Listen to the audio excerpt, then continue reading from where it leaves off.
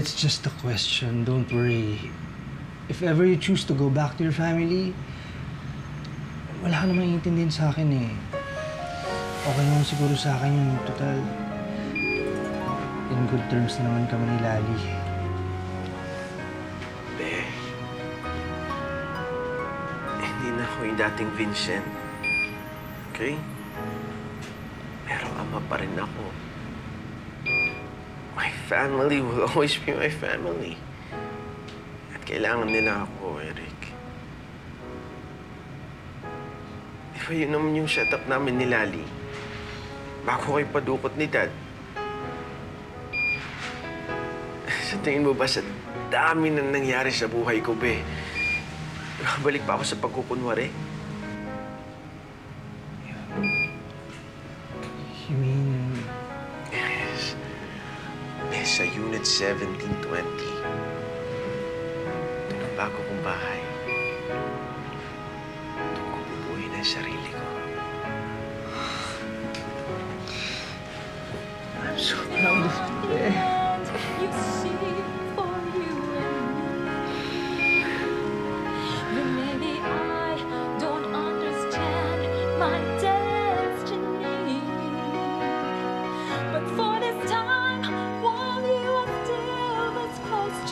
Kung may isang bagay na ikinaliligaya ko ngayon, yun yung makita ko ang mga anak ko na masaya at walang iniisip na alalahanin. Their innocence gives me the advantage in keeping them away from the sad, painful truth.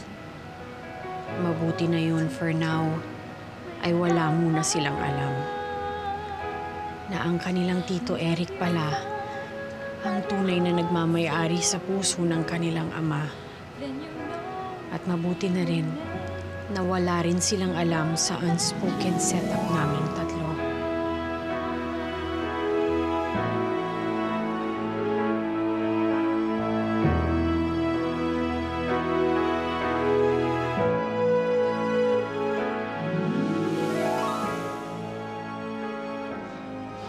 Sorry, Lali. Hindi ako nakaalis kagad sa site meeting namin. Bago kasi yung kahit, hindi ako makapag-excuse eh. It's okay. Kailangan mo nga pala gisingin si Vincent after 2 hours para mainom niya yung bago niyang gamot. Mauuna na ako. Mag-prepare pa kasi ako eh. Papasok na ako sa school bukas. Good luck, Lali, ha? At salamat sa pag-alaga mo kay Vincent. Sige. Salamat.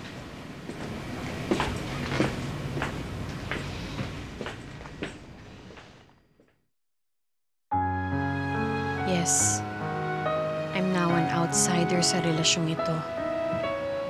Pero may choice ba ako?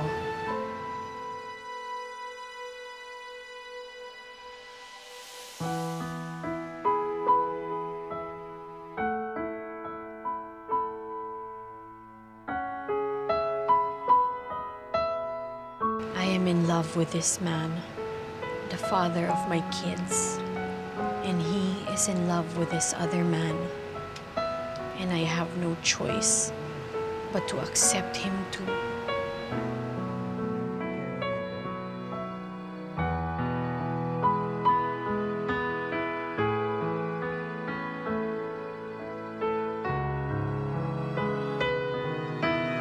Parang kailan lang nahuli ko sila sa ganitong tagpo.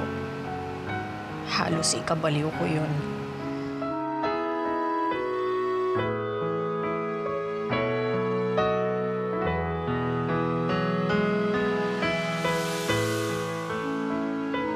Pero tama nga yata si Dave. Malakas na ako. Kaya ko nang harapin ang relasyon ni Vincent at Eric. Lali, tulog na ba si Vincent? Ma, sandali. ¡Qué horror!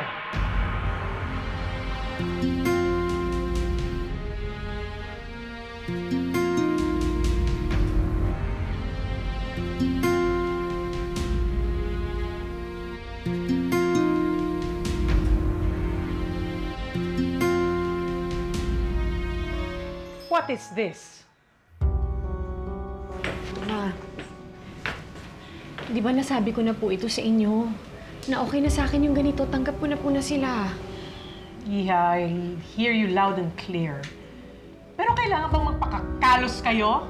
Can't you just wait until my son is fully recovered? This is disgusting. Ma! Come on. Vincent, sana hindi naman dito sa ospital na part ng teritoryo ni Lali bilang legal na asawa ng pasyente. Look, Ma, kung di nyo nagustuhan yung bumungad sa inyo, well, I didn't like it either when you presumptuously came into my room. Kasi normal naman to eh. Dahil nagmamahal lang kami pareho ni Eric. Na kung di nyo yung tanggap, magsama kayo pareho ni Dad. Because I've had enough of people telling me kung anong tama at anong mali. Because this is my life, Ma. I've already wasted half of it pretending. Vincent?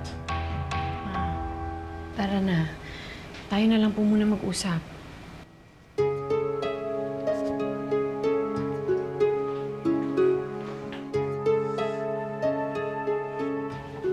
Lali, I didn't see this coming. Di ba kayo na rin po ang nagsabi noon that you would rather have a gay son than a dead one? Well, ganun din po ako, Ma. I would rather have Vincent alive than dead. And I would rather see him happy with someone else than sad and lonely with me. Ikaw lang naman ang inaalala ko eh. Naawa ako sa'yo, Lali. This must be very painful for you. Don't worry about me, Ma. Kaya ko po ito. Unahin niyo hong isipin yung kapakanan ng anak ninyo. Siya po ang mas may pinagdadaanan ngayon. 30 years ho siyang hindi naging masaya. So now it's his time to be happy. Hayaan na lang po natin siya. Sila, yun lang po ang kailangan natin gawin. You must love my son very much that you're taking all of this. Yes, Ma. I still love your son. Kaya gusto ko siya maging masaya.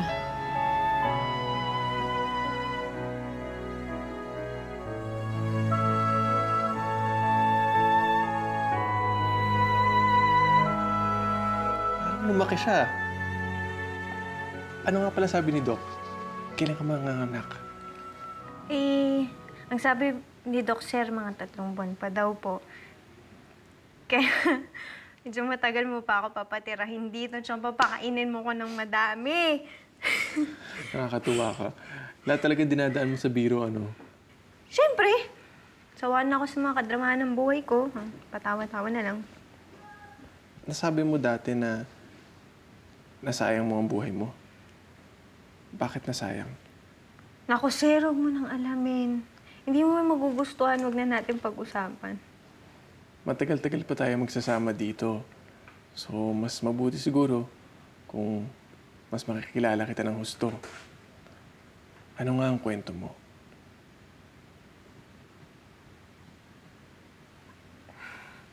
O sige na nga, kasi ganito yan, Sir. Meron naman po akong pamilya. Tsaka may magulang po ako. Estudyante pa nga ako dati. Oo, nakapag-aral ako. Kaya lang, barkada. Sige, paprangkahin kita, Sir, ha? Huwag ka magalit, ha? Adik kaya ako. Tapos, siyempre, adik, ayoko naman talagang magparehab. Ilang beses ako tumakas dun. Magulang ko, pinalayas ako, nagalit sila sa akin, eh. May boyfriend po ako nun, eh. Doon na lang ako sumama. Tapos nabuntis ka niya. Opo, Sir. Kasi 3 taon din kami nagsama ng mukong na yun. Tapos nung nabuntis ako, natauhan ako. Kalain mong bata pa na ito yung nagpatigil sa akin magdroga. Kasi siyempre, kahit paano, naisip ko, wala, parang nakakakonsensya sa bata. Paano ka napunta sa pagbabasura? Hindi naman ho agad yun, Sir. Kaya lang kasi, yung asawa ko. Sir, ginawa ko lahat talaga para mapatino yung asawa ko.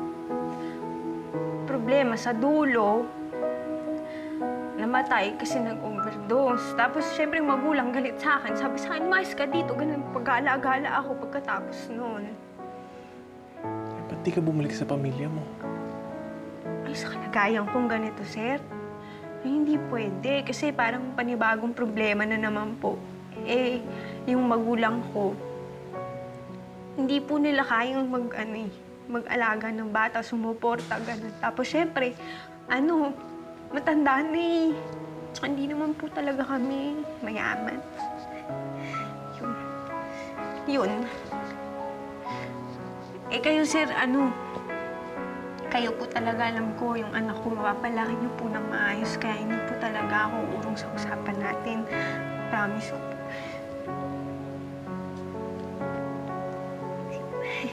Ayan, na-drama na. Kasi kayo eh. Tama na. Pagkain lang sa dyan. Hey, you two. Oh, babe. Diyan na pala. Kumain ka na? Yes. Pagod ako. Gusto magpahinga. Sige, pahinga na tayo.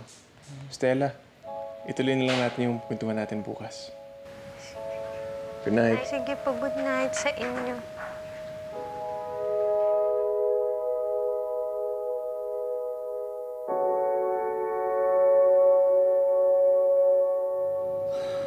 Hiyang-hiya na ako sa sarili ko, Vince. Feeling ko ang kapal-kapal tuloy ng mukha ko. Don't say that. Hindi kasi ako ganun eh. I mean, I could just imagine kung anong naiisip nila sa akin. Pakiramdam ko, kontrabida ako sa kanila. Sana naman maintindihan nila ako. Hey, no, this is just the start of it. Kaya I need you to be strong. Kung panghihinaan ka ng loob, saan ako hugot ng lakas? Okay, kaya be strong for me, please. Kasama kita dito eh. Ibi, sabay tayong tatayo. Sabay natin ipaglaban to. Please.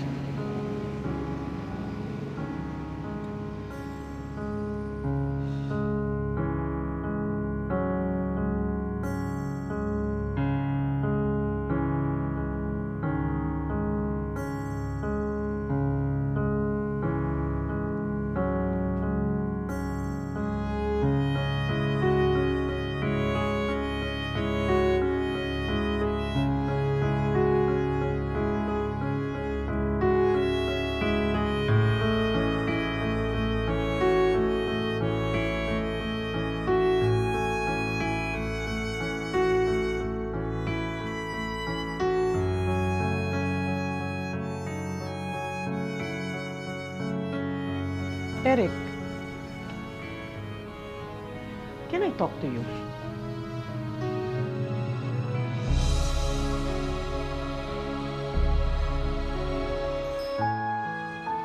Ano po bang pag-uusapan natin, tita?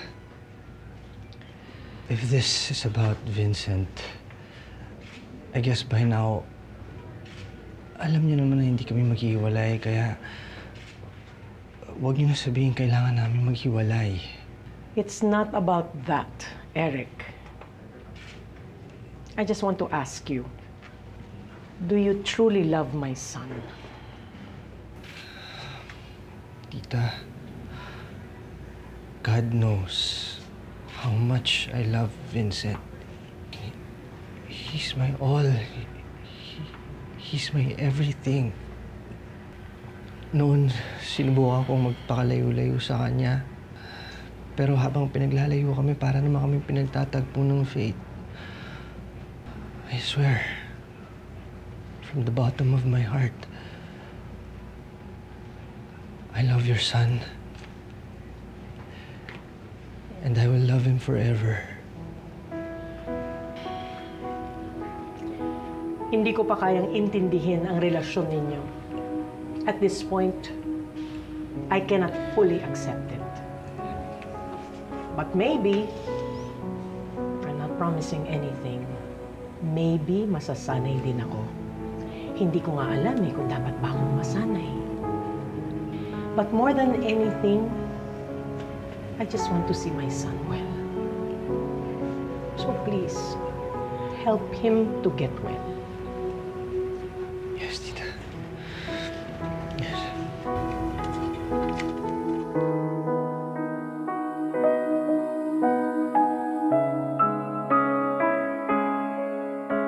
Sayang hindi ka makaka-uwi, babe. Ipinagluto pa naman kita. Well, it's a family gathering, so I understand. Unahin mo na muna yung paglambing ng parents mo sa'yo na mag-dinner kayo. Saka na lang tayo. Anyway, I can cook for you anytime. Okay, babe. Love you. Bye.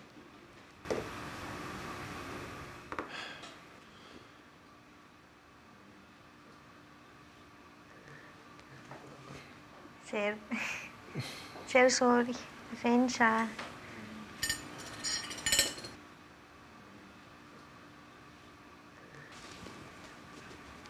Meron lang kasi po sana akong tatanong. Posible pala talaga, no? Yung para sa mga katulad niyo, yung parehong kasarian na magmahalan. Kasi sa amin, hindi. Yung mga bakla doon, puro pera-pera lang yung mga relasyon, eh. Ganun-ganun yung mga bakla sa squawka. Squawka? Squatter, sir. Yung ano, doon ako nakatira, yung mga magulang ko, di ba doon? Meron po kasi akong kaibigan, bakla. Tapos lagi siyang pinipirahan ng mga ginujowa niya. Lagi lang yung... Ano yun? Pag tuwing kinsenas, dun lang masaya yun. Pero hindi pala talaga lahat ng relasyon katulad nung sa kanila. Kasi para pong sa inyo, di ba, nagmamahalan talaga kayo. I know a lot of gay friends na love ang basis ng relasyon nila. Oh, ba't parang hindi ka kumakain? That's a first. Busog ka ba? Hindi, sir. Meron lang kasi ako naisip yung magulang ko. Baka naisip nila ako. Birthday ko kasi bukas, eh. Birthday mo? Hindi ka ba lang nagsabi? Kailangan natin mag-celebrate. Ilalabas kita. Sir. Ay, pero sir, alam mo, meron po akong isang wish. Ano yun? Samahan niyo naman po ako dun sa mga magulang ko. Gusto ko po kasi silang makita. Sir, maganda pong pa-birthday niyo yun sa akin. Talaga, Bea? Sinabi sa'yo na naman ngayon? Teka, so ibig sabihin, tanggap na naman yung relasyon natin? Well, not really. Nadala lang siguro siya sa pagkabigla. I mean, let's face it, bago lahat sa mama mo yung mga nangyayari sa kanya. Parang silali lang. Alam ko ngayon nasa period of adjustment din siya. Diba? Yeah. It's a good start. Yeah. But I know it's very difficult in the beginning, but change is always good.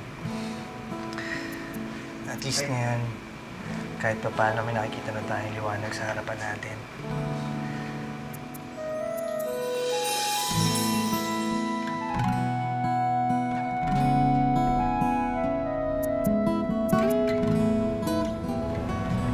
So, dyan talaga kayo nakatira? Si may aso? Si Kokyo yan, sir. Alam mo ba, aso ko yan mula pa nung estudyante ako. Medyo matanda na nga, sir, eh. Buti buhay pa. Oh. Ano pinihintay natin? Baba na tayo. Ayoko, sir. Sinabi ko naman po kasi gusto ko silang makita pero hindi ko naman po sinabing gusto kong magpakita. Hindi pa naman po talaga kasi ako handa. So, dito na tayo sa kotse mag-celebrate ng birthday mo?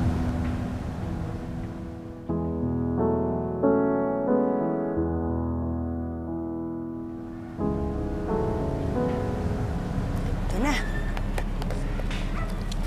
Hi!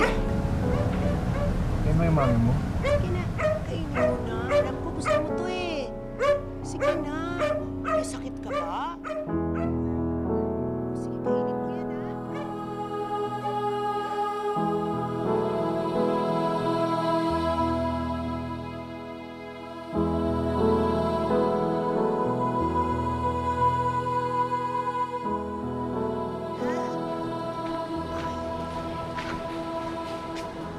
Halika na. Oh, Hmm. alis na tayo. Halika na, hindi pa tapos eh. Kaya mo siya dyan. Halika na. Tara na. Diyos ko naman to.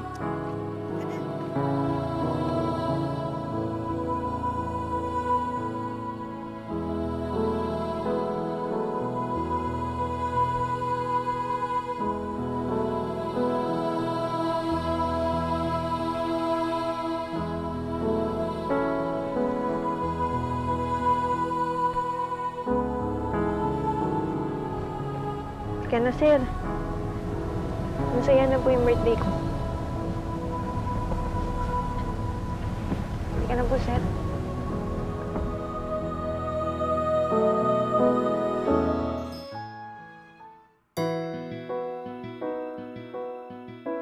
Not too long ago, I was staring at the mirror, wondering kung anong maskara ang ihaharap ko sa mga tao. Now, I am staring at a different mirror, and yet still wondering kung ano nga ba ang magiging itsura ko.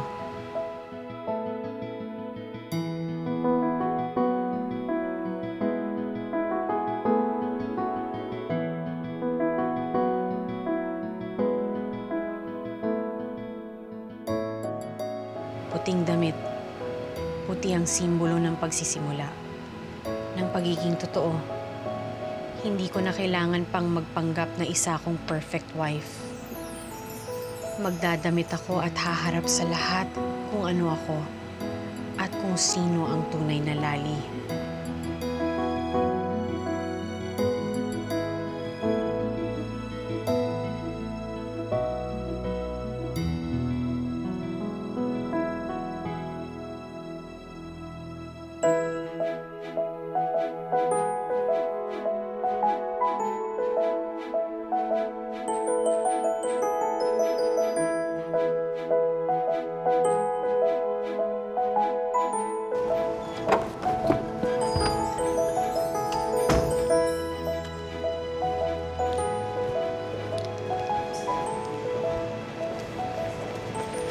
Good morning po, ma'am. Ito po yung EAF ko.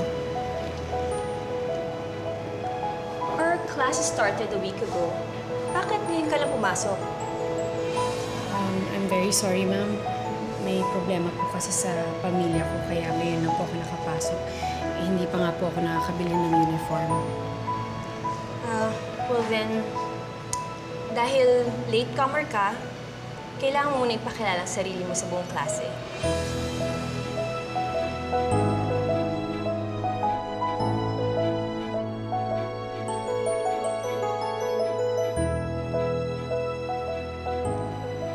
And as I stare at all their young faces, hindi ko malaman kung paano at saan magsisimula. Sino na ba ako ngayon at paano ko ito sasabihin sa kanila? Hi. My name is Eulalia. Yes, yun ang tunay na first name ko. Pero sa lahat ng kaibigan ko, at maski sa pamilya ko, Lali ang gusto kong itawag nila sa akin. Ipinangalan ako ng mother ko sa isang santa na nabasa daw niya sa kalendaryo. Pero hindi ako isang santa.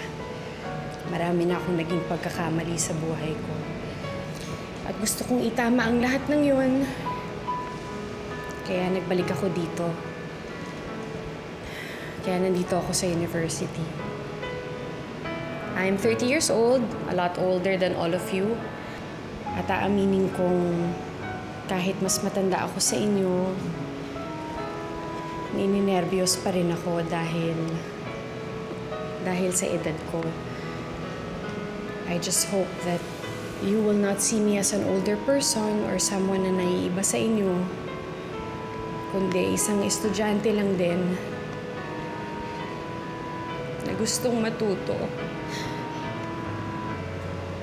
May gustong marating.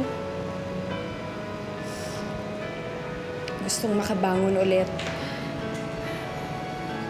Tumayo sa sarili kong paa. At magtagumpay. Thank you.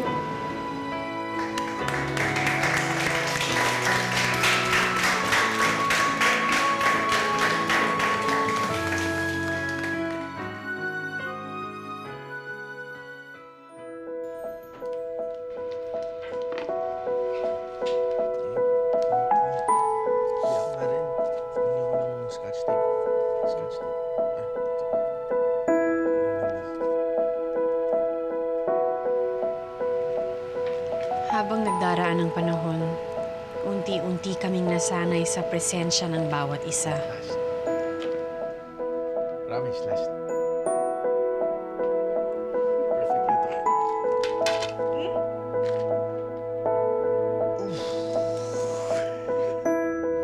Pasalamat na rin ako sa maganda naming pagtitinginan. It makes it easier for me to focus sa pag-aaral ko.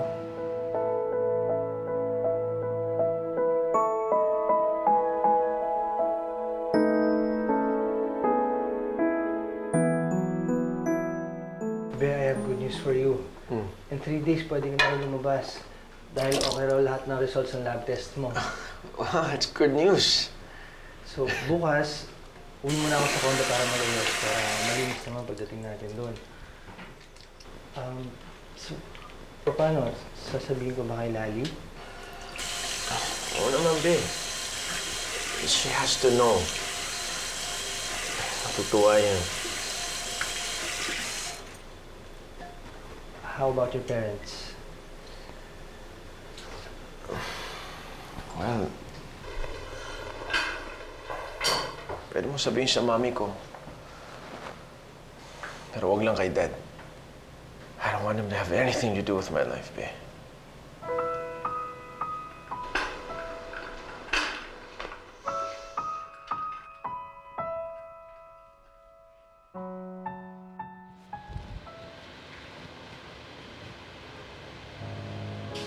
Paul! Ano ginagawa niyo dito? Sinusundan niyo ba ako? Hindi naman sa ganun, Paul. Gusto lang kita makausap. Pakiusapan na to, Paul. Gusto ko mag-ayos tayo. Para makamove on na tayo. Nakahanda naman ako magbayad ng malaking halaga eh. Para sa danyos. Matapos lang ito. Hindi ako mahirap, General.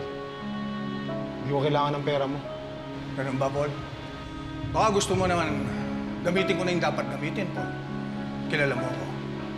Ayoko nang dumating sa ganito. Tapusin natin to, Paul. May kapangyarihan kayo. Meron din ako, no?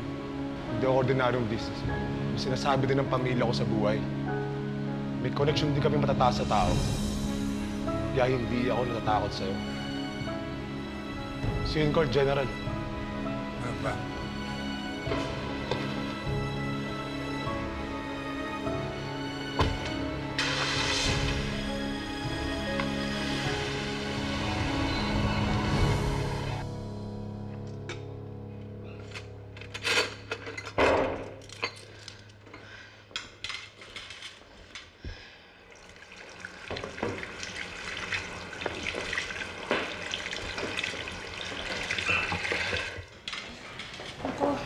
Pasensya ka na, Lali, ha? Naglalaro kasi yung mga bata habang nagluluto ako, kaya puro kalat. Huwag mong gawin yan, ate. Ang mga bata dapat nagliligpit niyan. Hana, Diego, bumaba kayo dito. Hana, Diego.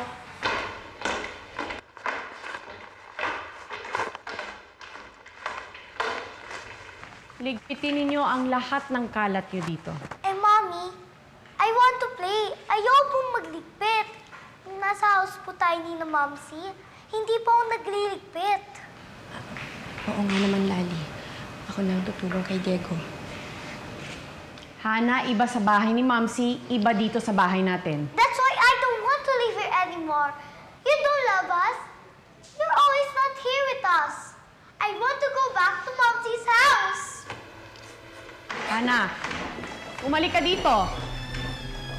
Hana!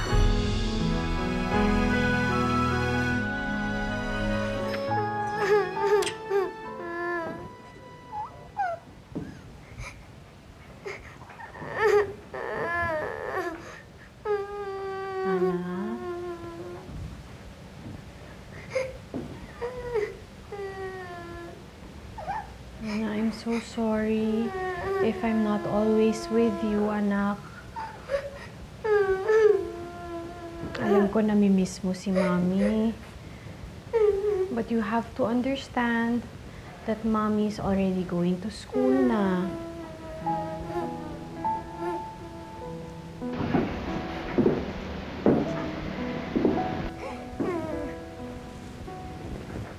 busy na ako ngayon, kaya hindi ko na magagawa ang lahat ng ginagawa ko dati. I know nahihirapan kang mag-adjust, anak. But I have to treat you like big kids now because I can't do everything on my own. So, sometimes you have to do things by yourself, okay? Why do you have to go to school pa, Mommy? Dati naman po, when we're in our big house, hindi ka naman po pumupunta sa school. Anak, just like you and Kuya Diggs, I also need to be smart. Dati kasi nung mas bata pa ako, naging matigas ang ulo ko. Kaya I didn't get to finish my studies. That's why I'm doing this now. Dati naman po, we had maids. Dati naman po, hindi po kami inuutosan ni Kuya Diggs. Because you're bigger now, anak. Dati mas maliliit pa kayo. But we're still small, Mommy. We still need you. It's not easy to break it to them, to hurt your child. How can I tell my kids that I had to do this because I need to be independent dahil hindi na kami ng daddy niya?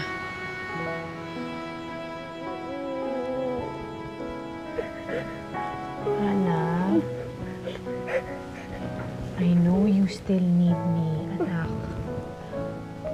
But please bear with Mommy, ha? Masasanay din kayo. Soon, malalaman ninyo kung bakit kailangan kong gawin to for myself and also for you, my munchkin. As much as I want you to be Mommy's little girl forever, as a woman, sooner or later, we have to do things on our own. And I want to be a good example to you, Hannah. So follow Mommy na, ha? And don't be a brat, okay? Yes po, Mommy. I'm sorry po.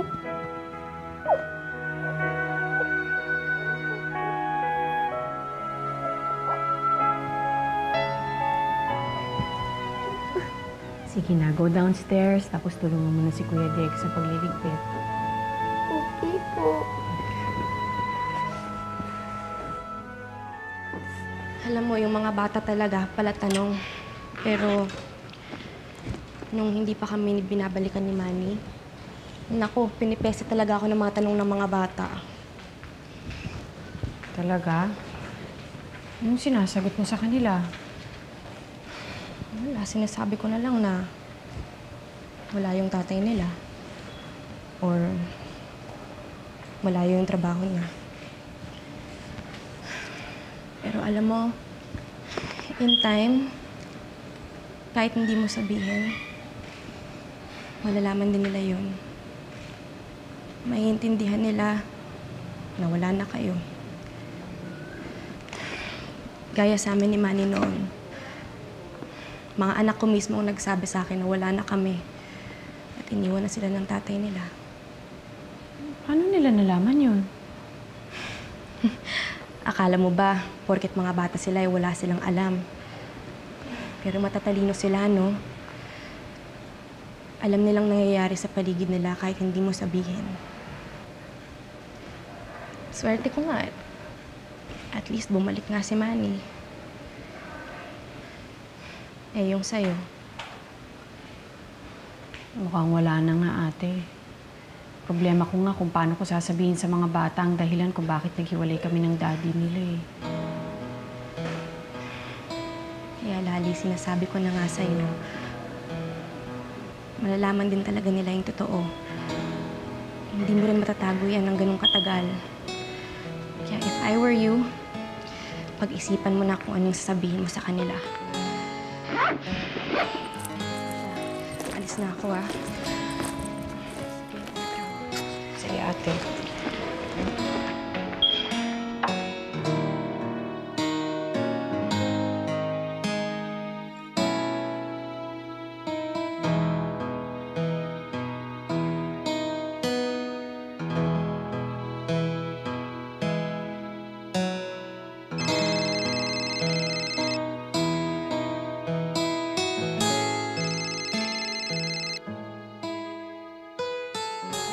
Hello?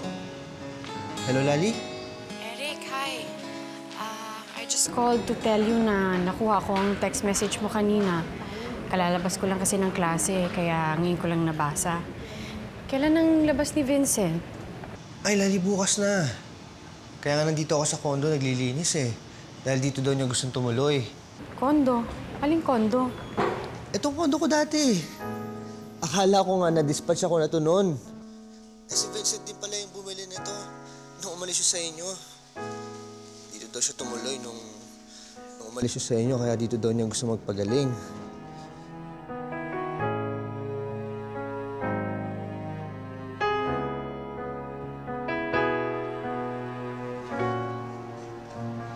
Hello? Hindi ko kasi alam. Ngayon ko lang nalaman. I guess I shouldn't be surprised. Ganun kahalaga sa kanya ang kondo na yan, kaya nag-decide siyang bilhin yan. Hindi niya ma-let go ang loveness ninyo in the same way na hindi ka niya na-let go. Ako, I'm sorry, Lali, ha? I don't mean to offend you. Hindi ko sinabi yun para saktan ka. No, you don't need to apologize. Nabigla lang ako pero I'm not offended. So, kailangan niyo ba ang tulong ko bukas? Pag nilabas si Vincent? Hindi na, Lali, kaya na namin. Tsaka, alam ko naman ang basic ka na sa school eh. Sige. Salamat sa pag-inform sa akin tungkol sa paglabas ni Vincent from the hospital. I appreciate it. Salamat din, Lali.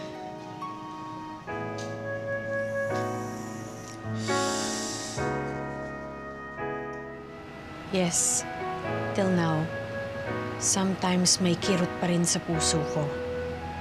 Pero kahit papano, hindi na nakakalumpo ang sakit na nararamdaman ko. I can now move on. Uy, kakain na ba kayo? Sabay na ako.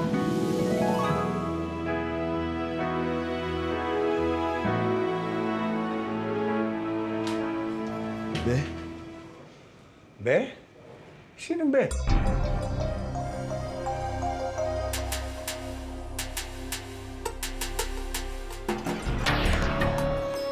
Ba't kayo nandito? I filed a restraining order against you, sir. That's why you're not allowed anywhere near me. So please go, sir.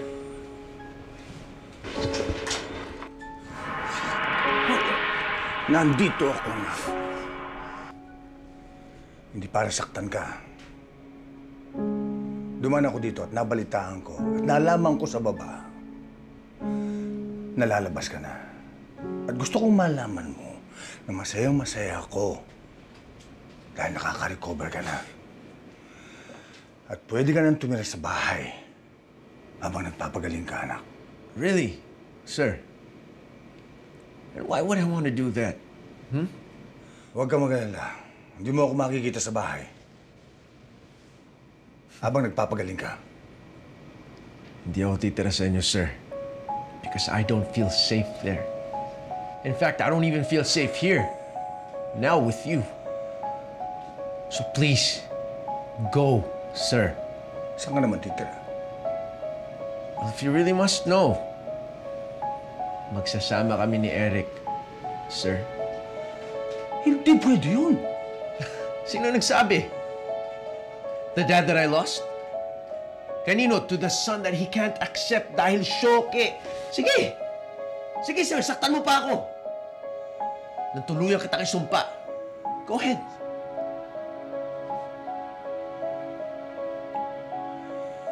Nurse, could you please escort my dad outside? Nagmamalaki ka na, no? Matigas ka na. Yun naman ang gusto niyo, Dad? Ang maging matigas ako? I'm stronger now. I am. But unfortunately, I'm still going home with Eric. Vincent, remember, ako pa rin ang dad mo, okay? I know, Dad. And I'm still your gay son.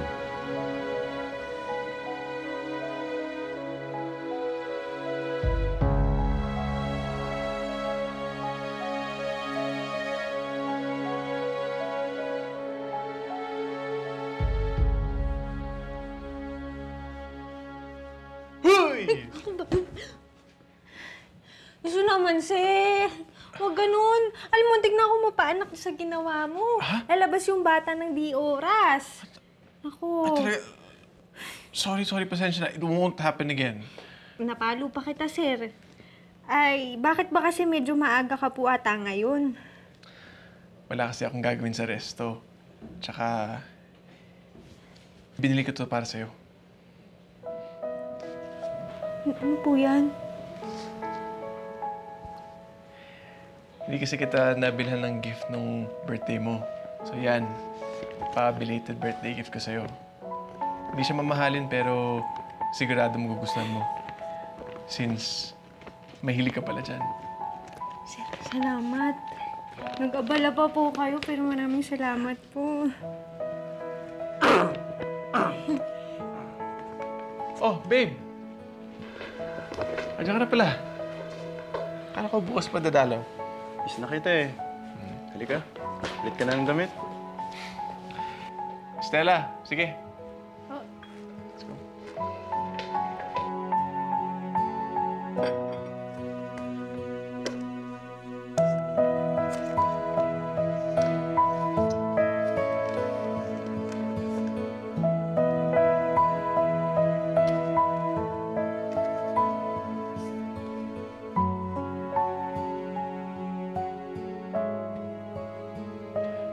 Stella, I wish madala ko sa'yo ang mga magulang mo. Pero ikaw na rin ang may sabi dati na hindi ka pa ready. So ito na lang. Para di mo na mamiss ang aso mo. Again, belated happy birthday.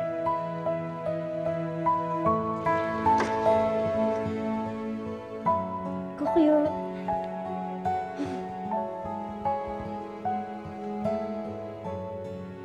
So, may pag-gift-gift ka pa doon, ha? Pinatira mo na nga dito, may regalo ka pa.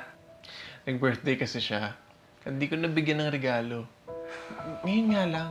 Baka mamaya, ano na kasunod na mangyayari, ha? Malaman ko na lang, may relasyon na kayo. Yuck! Babe, ano ka ba? Ano tingin mo sa akin? Lesbian? Teka. Nagsiselos ka ba?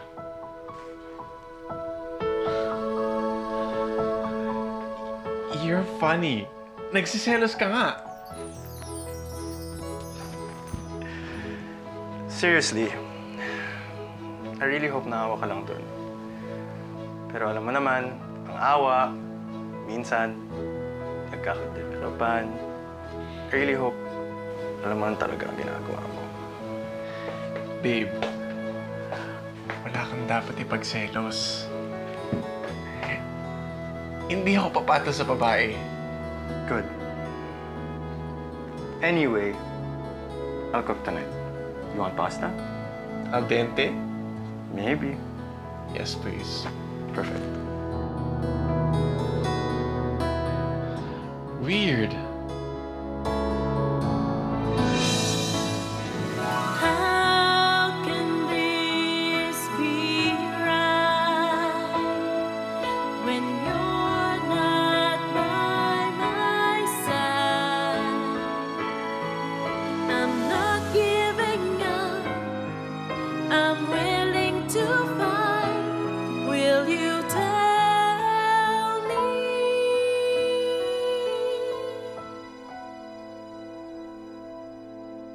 This